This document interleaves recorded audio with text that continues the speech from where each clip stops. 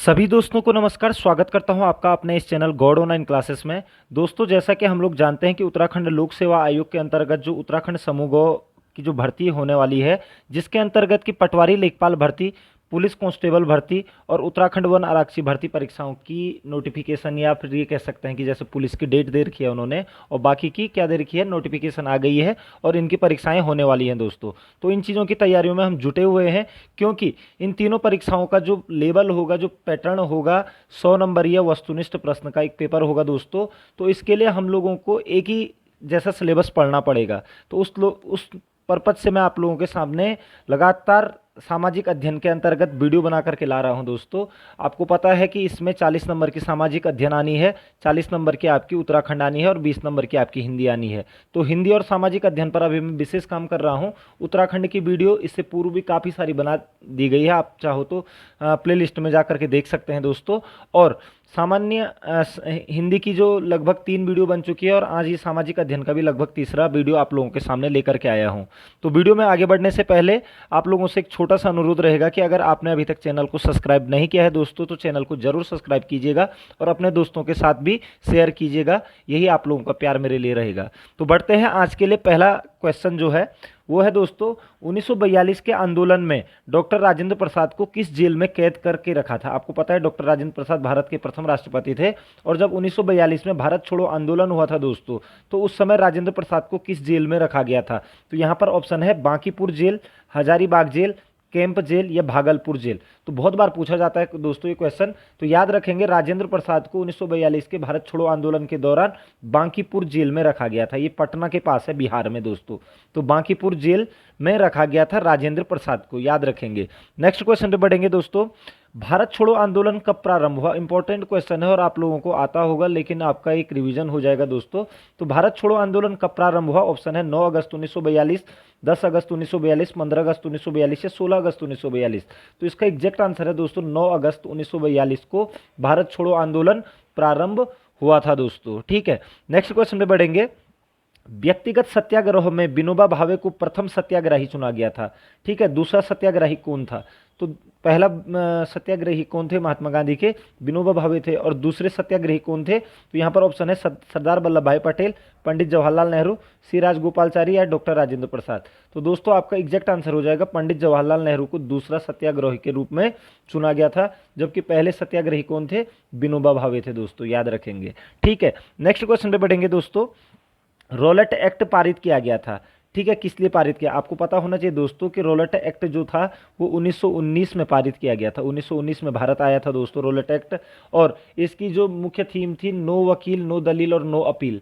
ठीक है, अपील भी नहीं कर सकते हैं, दलील भी नहीं दे सकते हैं, और वकील भी नहीं कर सकते हैं। ठीक है, तो रॉलेट एक्ट 1919 का है दोस्तों। ये किस लिए आया था, कृषि भूमि में सुधार लाने के लिए, राष्ट्रवादी और क्रांतिकारी क्रियाकलापों में कमी लाने के लिए, अनुकूल व्यापार संतुलन के लिए, द्वितीय विश्व युद्ध के अपराधियों पर मुकदमा चलाने के लिए।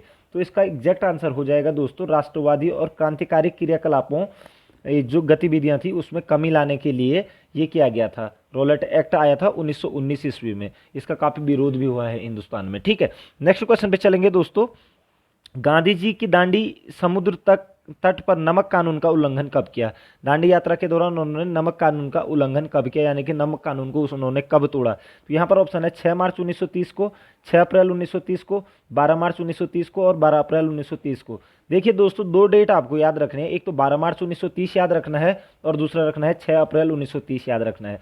जो 12 मार्च 1930 की अगर हम बात करें दोस्तों, तो दांडी यात्रा शुरू हुई थी 12 मार्च 1930 को। ठीक है, 12 मार्च 1930 को दांडी यात्रा शुरू की गई थी साबरमती आश्रम से। ठीक है, 6 अप्रैल को उन्होंने, ठीक है, 6 अप्रैल को उन्होंने 6 अप्रैल 1930 को उन्होंने नमक बना करके नमक कानून को तोड़ा था दोस्तों। तो यही पूछ रहा है यहाँ पर कि नमक कानून का उल्लंघन कब किया गया था, तो 6 अप्रैल 1930 को। ठीक है, और दांडी यात्रा शुरू कब हुई थी, तो 12 मार्च 1930 को। आप इस तरीके से इसको याद रखेंगे।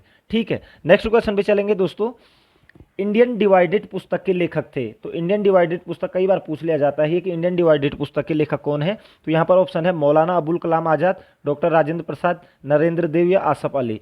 तो याद रखेंगे दोस्तों, इंडियन डिवाइडेड पुस्तक के लेखक भारत के प्रथम राष्ट्रपति डॉक्टर राजेंद्र प्रसाद की है। इंडियन डिवाइडेड याद रखिएगा। नेक्स्ट क्वेश्चन पे चलेंगे दोस्तों।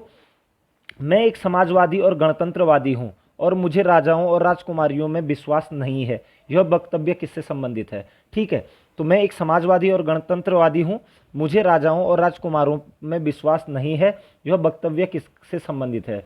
तो नरेंद्र देव से, अच्युत पटवर्धन से, जयप्रकाश नारायण से या जवाहरलाल नेहरू से? तो याद रखेंगे दोस्तों, जवाहरलाल नेहरू से संबंध है ये कि मैं एक समाजवादी हूँ और मैं एक गणतंत्रवादी हूँ, क्योंकि प्रधानमंत्री बनना चाहते थे तो इसलिए उन्होंने यहाँ पर ये किया था, जो भारतीय राजाओं को विलय करने के लिए किया गया था, वहाँ पर उन्होंने ये डायलॉग मारा था कि मुझे राजाओं और राजकुमारों पर विश्वास नहीं है। ठीक है, तो नेक्स्ट क्वेश्चन पे चलेंगे। गांधी जी दक्षिण अफ्रीका में कितने वर्ष रहे थे? आपको पता है गांधी जी का काफ़ी समय दक्षिण अफ्रीका में बीता था। तो 1993 में, सॉरी 1900 में, आपको बता देना चाहूँगा कि ये 1893 ईस्वी में कहाँ चले गए थे? दक्षिण अफ्रीका की यात्रा पे चले गए थे और 9 जनवरी 1915 ईस्वी को भारत लौटे थे। तो अब लगा लीजिए कि गांधी जी दक्षिण अफ्रीका की यात्रा में कितने वर्ष रहे थे। तो यहाँ पर ऑप्शन है 26 वर्ष, 21 वर्ष, 16 वर्ष या 15 वर्ष। तो 21 वर्ष की का समय रहा दोस्तों दक्षिण अफ्रीका में गांधी जी का। 45 साल के हो गए थे तब आए भारत में वापस। ठीक है ना, तो गांधी जी दक्षिण अफ्रीका में 21 वर्ष तक रहे थे दोस्तों, याद रखिएगा। ठीक है, और 9 जनवरी 1915 को भारत आए, इसलिए 9 जनवरी को विश्व प्रवासी दिवस भी मनाया जाता है दोस्तों। ठीक है, नेक्स्ट क्वेश्चन पे बढ़ेंगे दोस्तों। भारतीय राष्ट्रीय कांग्रेस के 1924 के अधिवेशन में महात्मा गांधी द्वारा मात्र एक बार अध्यक्षता की गई, यह अधिवेशन कहाँ हुआ था? यानी कि भारतीय राष्ट्रीय कांग्रेस के एक बार अध्यक्ष बने थे महात्मा गांधी, और किस अधिवेशन की उन्होंने अध्यक्षता की थी? तो 1924 में वो अधिवेशन हुआ था। कहाँ पर हुआ था? गया, अमृतसर, बेलगांव या कानपुर? तो याद रखिएगा दोस्तों, 1924 का जो कांग्रेस का अधिवेशन हुआ था वो बेलगांव कर्नाटक में हुआ था। ठीक है, जिसकी अध्यक्षता किसने की थी? महात्मा गांधी जी ने की थी दोस्तों, याद रखेंगे। तो बेलगांव कर्नाटक में की थी महात्मा गांधी ने कांग्रेस की अध्यक्षता। नेक्स्ट क्वेश्चन पे चलेंगे। पालघाट दर्रा निम्नलिखित में से किन दो राज्यों को जोड़ता है? पालघाट दर्रा आपका ये कह सकते हैं कि पश्चिमी घाट पर्वत श्रेणी में है। ठीक है, तो पालघाट दर्रा निम्नलिखित में से किन दो राज्यों को जोड़ता है? यहाँ पर ऑप्शन है केरल तमिलनाडु, कर्नाटक तमिलनाडु, आंध्र प्रदेश तमिलनाडु या कर्नाटक केरल? तो याद रखेंगे दोस्तों, केरल और तमिलनाडु को जोड़ने वाला दर्रा है पालघाट दर्रा। याद रखेंगे, पालघाट दर्रा केरल और तमिलनाडु को जोड़ता है। ठीक है, नेक्स्ट क्वेश्चन पे चलेंगे दोस्तों। तुजू दर्रा भारत को किस देश से जोड़ता है? तुजू दर्रा की अगर मैं बात करूं तो ये मणिपुर के दक्षिण पश्चिम में है दोस्तों। मणिपुर के, अब आप थोड़ा माइंड कीजिए कि जो नक्शा है भारत का, मणिपुर के दक्षिण पूर्व में है, सॉरी दक्षिण पूर्व में है। ठीक है, मणिपुर के तुजू दर्रा। तो पहली बात तो किस राज्य में है? तो मणिपुर में है। ठीक है, यानी कि भारत में है। और किस देश के साथ जोड़ता है? तो यहाँ पर ऑप्शन है चीन, म्यांमार, नेपाल या भूटान? तो याद रखेंगे दोस्तों, म्यांमार के साथ। तुजू दर्रा मणिपुर को म्यांमार से जोड़ता है या फिर भारत को म्यांमार के साथ जोड़ता है दोस्तों। अगर वीडियो पसंद आ रही है दोस्तों तो आप एक लाइक जरूर कीजिएगा। नेक्स्ट क्वेश्चन पे बढ़ेंगे। हिमालय पर्वत एक मुख्य प्रकार है, मतलब हिमालय पर्वत किस प्रकार का पर्वत है? यहाँ पर ऑप्शन है ज्वालामुखी पर्वत का, वलित पर्वत का, ब्लॉक पर्वत का या अवशिष्ट पर्वत का? तो याद रखेंगे दोस्तों, जो हिमालय पर्वत है वो एक क्या है? वलित पर्वत, यानी कि फोल्डेड पर्वत जिसको बोलते हैं। तो वलित पर्वत का एग्जाम्पल है हिमालय पर्वत। ठीक है, तो और ये नवीन वलित पर्वत है एक प्रकार का। ठीक है, नेक्स्ट क्वेश्चन पे चलेंगे। हिमालय की उत्पत्ति किस भूसन्नति से हुई है? तो हिमालय की उत्पत्ति किस भूसन्नति से हुई? यहाँ पर है टेथिस, इंडो ब्रह्मा, शिवालिक या गोदावरी? तो याद रखेंगे दोस्तों, जो हिमालय, जहाँ पर आज हिमालय है वहाँ पर पहले टेथिस सागर हुआ करता था। इसका मतलब कि टेथिस भूसन्नति से ही क्या हुआ? हिमालय की उत्पत्ति हुई दोस्तों। याद रखेंगे, टेथिस सागर यानी कि टेथिस भूसन्नति से हिमालय की उत्पत्ति हुई, जब प्लेट एक दूसरे के साथ चिपकने लग गई थी। तो ठीक है, तो याद रखेंगे टेथिस सागर से ही हिमालय की उत्पत्ति हुई है। नेक्स्ट क्वेश्चन पे बढ़ेंगे। हिमालय का पाद प्रदेश, ठीक है, यानी कि फुट हिल रीजन, ठीक है, यानी कि पांव, निम्न में से किस नाम से जाना जाता है? तो हिमालय का जो पाद प्रदेश या फिर फुट हिल रीजन किस नाम से जाना जाता है? तो ट्रांस हिमालय, महान हिमालय, पीर पंजाल या शिवालिक? तो याद रखेंगे दोस्तों, जो हिमालय का जो सबसे पाद प्रदेश यानी कि सबसे निचला हिस्सा जो कहलाता है वो कहलाता है आपका शिवालिक। ठीक है, जैसे यहाँ पर देहरादून और हरिद्वार वाला जो क्षेत्र है तो ये शिवालिक श्रेणी के अंतर्गत आते हैं। तो हिमालय के पाद प्रदेश हुए ये। ठीक है, तो हिमालय के पाद प्रदेशों को क्या कहा जाता है? शिवालिक कहा जाता है दोस्तों। लगभग 750 से 1500 मीटर के रेंज में ये पर्वतों का विस्तार रहता है। ठीक है, नेक्स्ट क्वेश्चन पे चलेंगे। बद्रीनाथ अवस्थित है। ठीक है, अब यहाँ पर ऑप्शन है कुमाऊं हिमालय में, मध्य हिमालय में, हिमाद्री में या ट्रांस हिमालय में। तो यहाँ पर हिमालय का वर्गीकरण अगर करें दोस्तों हम, तो इस तरीके से अगर आप याद रखेंगे कि जैसे सिंधु नदी है, उसके बाद सतलज नदी है, सतलज, ठीक है, उसके बाद काली नदी है उत्तराखंड की, ठीक है, उसके बाद तिस्ता नदी है, तिस्ता, और इधर को ब्रह्मपुत्र। ठीक है, अगर भारत का नक्शा देखेंगे आप तो इस तरीके से ये नदियाँ ऊपर सिंध नदी से सतलज नदी के बीच वाला जो भाग को कहलाता है पंजाब हिमालय दोस्तों, याद रखिएगा। ठीक है, सतलज से काली वाला जो पोर्शन कहलाता है वो कुमाऊं हिमालय कहलाता है दोस्तों, याद रखेंगे। ठीक है, काली नदी से तिस्ता नदी के बीच वाला नेपाल हिमालय के नाम से जाना जाता है, और तिस्ता नदी से ब्रह्मपुत्र नदी के बीच वाला असोम हिमालय के नाम से जाना जाता है। तो अब आप लोग लगा लीजिएगा कि बद्रीनाथ उत्तराखंड में है और ये सतलज और काली के बीच में है, इसका मतलब बद्रीनाथ कुमाऊं हिमालय में स्थित है दोस्तों। इस तरीके से आप याद कर सकते हैं। ठीक है, नेक्स्ट क्वेश्चन पे बढ़ेंगे। लघु हिमालय श्रेणी के ढालों पर मिलने वाले छोटे छोटे घास के मैदानों को जम्मू कश्मीर में क्या कहा जाता है? तो लघु हिमालय की छोटे छोटे जो ढाल हैं उनमें जो घास के मैदान पाए जाते हैं जम्मू कश्मीर में, उन्हें क्या कहा जाता है? यहाँ पर है ऑप्शन है मर्ग, बुग्याल, पयार या दुआर। तो याद रखिएगा दोस्तों, जम्मू कश्मीर में इन्हें मर्ग कहा जाता है, जबकि बुग्याल या पयार इनको उत्तराखंड में कहा जाता है दोस्तों। ठीक है, बुग्याल या पयार उत्तराखंड में घास के मैदानों को कहा जाता है, जबकि जम्मू कश्मीर में इन्हें मर्ग कहा जाता है। ठीक है, नेक्स्ट क्वेश्चन पे चलेंगे दोस्तों। सतलज एवं काली नदियों के बीच हिमालय का कौन सा प्रादेशिक विभाग स्थित है? तो ये चीज़ आप लोगों को अभी मैं क्लियर कर चुका हूँ कि सतलज और काली नदियों के बीच, तो यहाँ पर है पंजाब हिमालय, कुमाऊं हिमालय, नेपाल हिमालय या असम हिमालय। तो पंजाब हिमालय तो सिंध और सतलज के मध्य है, और सतलज और काली के मध्य कुमाऊं हिमालय है दोस्तों, याद रखेंगे। और तिस्ता यानी कि काली और तिस्ता के बीच में नेपाल हिमालय है, और तिस्ता नदी और ब्रह्मपुत्र के बीच में असोम हिमालय है। तो यहाँ पर पूछा गया था कि सतलज और काली के बीच, तो आपका हो जाएगा कुमाऊं हिमालय दोस्तों। आई होप आप लोगों को समझ आ रहे हैं क्वेश्चन। नेक्स्ट क्वेश्चन पे चलेंगे दोस्तों। हिमालय पार की नदियां हैं, यानी कि जो हिमालय, भारत में हिमालय पार से जो नदियां आती हैं वो कौन सी हैं? यहाँ पर है सतलज, सिंधु, सतलज निकलती है, सिंधु निकलती है, लेकिन गंगा नहीं निकलती है दोस्तों, इसलिए ऑप्शन नहीं होगा। ब्रह्मपुत्र निकलती है, सिंधु निकलती है और सतलज निकलती है। बिल्कुल, ये तिब्बत के मानसरोवर झील के आसपास ये तीनों ही नदियाँ निकलती हैं दोस्तों। तो ब्रह्मपुत्र भी, सिंधु भी और सतलज भी, ये क्या कह सकते हैं हम, हिमालय पार से निकलती हैं दोस्तों। ठीक है, जबकि गंगा उत्तराखंड में ही गोमुख से निकलती है। ठीक है, नेक्स्ट क्वेश्चन पे बढ़ेंगे दोस्तों। तिब्बत में बहने वाली नदी सांगपो निम्नलिखित में से किससे होकर भारत में प्रवेश करती है? तो सांगपो, जिसको कि अरुणाचल प्रदेश में दिहांग नाम से जाना जाता है दोस्तों, अरुणाचल प्रदेश में, और नीचे असम और पूरे भारत में उसको किस नाम से जाना जाता है? ब्रह्मपुत्र के नाम से जाना जाता है दोस्तों, ब्रह्मपुत्र के नाम से जाना जाता है। यानी कि ब्रह्मपुत्र नदी भारत में प्रवेश कहाँ से करती है? तो यहाँ पर ऑप्शन है असम से, सिक्किम से, अरुणाचल प्रदेश से या मणिपुर से। तो अरुणाचल प्रदेश से प्रवेश करती है और वहाँ पर इसका नाम दिहांग होता है दोस्तों। ठीक है, और जैसे असम में प्रवेश करती है तो वहाँ से इसका नाम ब्रह्मपुत्र हो जाता है दोस्तों। तो याद रखेंगे, जो ब्रह्मपुत्र नदी है भारत में प्रवेश अरुणाचल प्रदेश से करती है। नेक्स्ट क्वेश्चन पे बढ़ेंगे दोस्तों।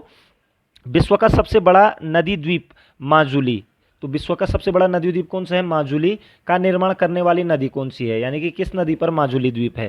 तो यहाँ पर ऑप्शन है कृष्णा, कावेरी, गोदावरी या ब्रह्मपुत्र। तो याद रखेंगे दोस्तों, माजुली जो द्वीप है, नदी द्वीप है विश्व का सबसे बड़ा, ये असम राज्य में है। ठीक है, असम राज्य में ब्रह्मपुत्र नदी पर है ये। ठीक है, माजुली द्वीप असम राज्य में ब्रह्मपुत्र नदी पर स्थित है दोस्तों, क्लियर, याद रखेंगे। नेक्स्ट क्वेश्चन पे बढ़ेंगे दोस्तों। भारतीय कृषि अनुसंधान परिषद के अनुसार भारत में कितने प्रकार की मिट्टियां पाई जाती हैं? तो पहला क्वेश्चन तो यहीं पर आ जाता है दोस्तों कि भारतीय कृषि अनुसंधान परिषद का मुख्यालय कहाँ है? तो यह है आपका नई दिल्ली में दोस्तों। ठीक है, भारतीय कृषि अनुसंधान परिषद का मुख्यालय है नई दिल्ली में। और भारतीय कृषि अनुसंधान परिषद के अनुसार भारत में जो मिट्टियाँ पाई जाती हैं उनके प्रकार हैं 8। याद रखिएगा, भारत में 8 प्रकार की मिट्टियाँ पाई जाती हैं दोस्तों। ठीक है, नेक्स्ट क्वेश्चन पे बढ़ेंगे दोस्तों। भारत के सर्वाधिक क्षेत्र पर किस प्रकार की मिट्टी का विस्तार पाया जाता है? तो सर्वाधिक क्षेत्र पर किस प्रकार की मिट्टी का विस्तार पाया जाता है? यहाँ पर ऑप्शन है जलोढ़, काली, लाल या लेटेराइट। तो याद रखेंगे, सबसे ज़्यादा पाई जाती है जलोढ़ मिट्टी। ठीक है, जो जल के द्वारा ले जाई जाती है दोस्तों। ठीक है, तो भारत में सर्वाधिक पाई जाने वाली मिट्टी जलोढ़, और ये सबसे उपजाऊ मिट्टी भी होती है दोस्तों। ठीक है, नेक्स्ट क्वेश्चन पे बढ़ेंगे। नवीन जलोढ़ मिट्टी को अन्य नाम से जाना जाता है, किस अन्य नाम से जाना जाता है? तो जो नए वाली जो जलोढ़ होती है, जो नई मिट्टी आई रहती है नदी में बह करके, तो नवीन जलोढ़ मिट्टी को किस अन्य नाम से जाना जाता है?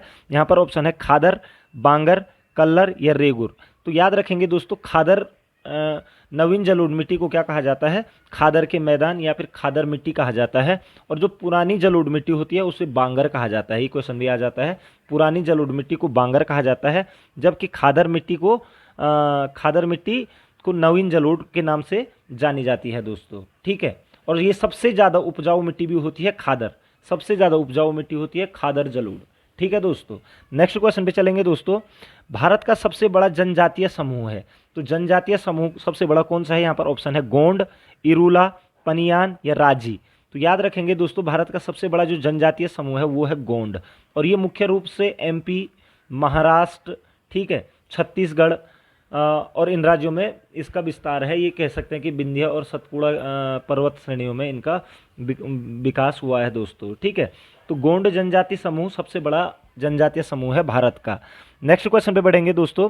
निम्नलिखित में से कौन जनजाति मौसमी प्रवास से संबंधित है? तो मौसमी प्रवास से यानी कि मौसम के हिसाब से ये अपना स्थान परिवर्तन करते रहते हैं। ठीक है, तो यहाँ पर ऑप्शन है थारू, भोटिया, जोनसारी या बुक्सा। याद रखेंगे दोस्तों, भोटिया जो जनजाति है वो मौसमी प्रवास से संबंधित है।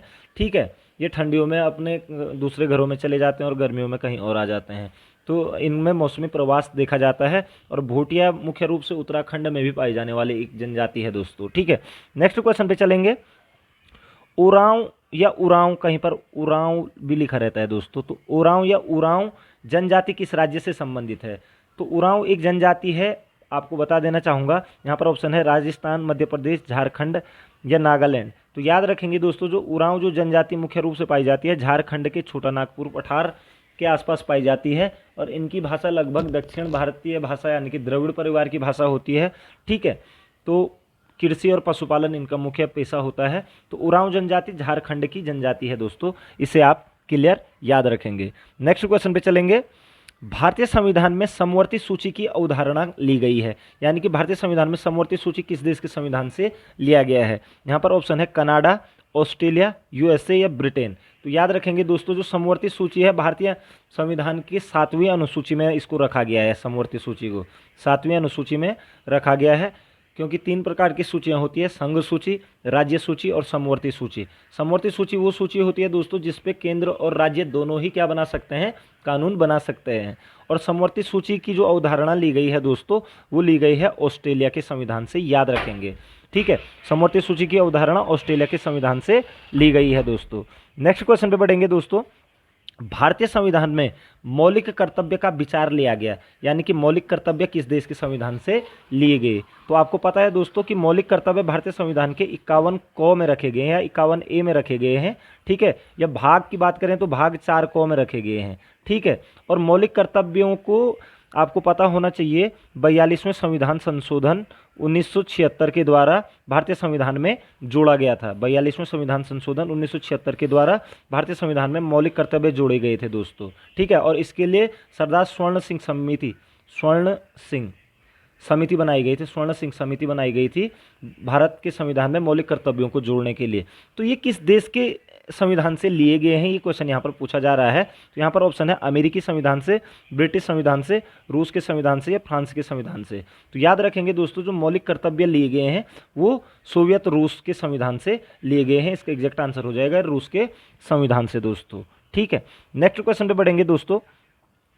संविधान के किस भाग में तीनों सोपानों में पंचायतें बनाने की परिकल्पना की गई है? यानी कि ग्राम स्तर, क्षेत्र स्तर और जिला स्तर, तीनों स्तरों पर पंचायतें बनाने की परिकल्पना की गई है। तो आपको पता होना चाहिए दोस्तों, 73वां संविधान संशोधन, ठीक है, 1993 के द्वारा भारत के संविधान के भाग 9 में, ठीक है, अनुच्छेद 243 में आपके 29 विषय रखे गए हैं ग्राम पंचायतों के लिए।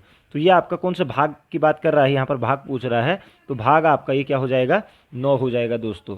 3 सोपानों में पंचायत बनाने की परिकल्पना की गई थी, तो ये भाग 9 में है दोस्तों। और अनुच्छेद पूछा जाएगा तो अनुच्छेद 243 में, और किस संविधान संशोधन के द्वारा? तो 73वें संविधान संशोधन 1993 के द्वारा, ठीक है, त्रिस्तरीय पंचायती व्यवस्था बनाने की बात की गई है। और 9A की अगर हम बात करें तो उसमें शहरी स्वशासन की बात की गई है दोस्तों। ठीक है, नेक्स्ट क्वेश्चन पे बढ़ेंगे दोस्तों। संविधान के किस भाग में नीति निर्देशक तत्वों का उल्लेख किया गया है? आपको पता है दोस्तों कि जो भारत में नीति निर्देशक तत्व हैं वो अनुच्छेद 36 से 51 तक हैं। ठीक है, और नीति निर्देशक तत्वों की अवधारणा आयरलैंड के संविधान से ली गई है। आयरलैंड के संविधान से ली गई है दोस्तों।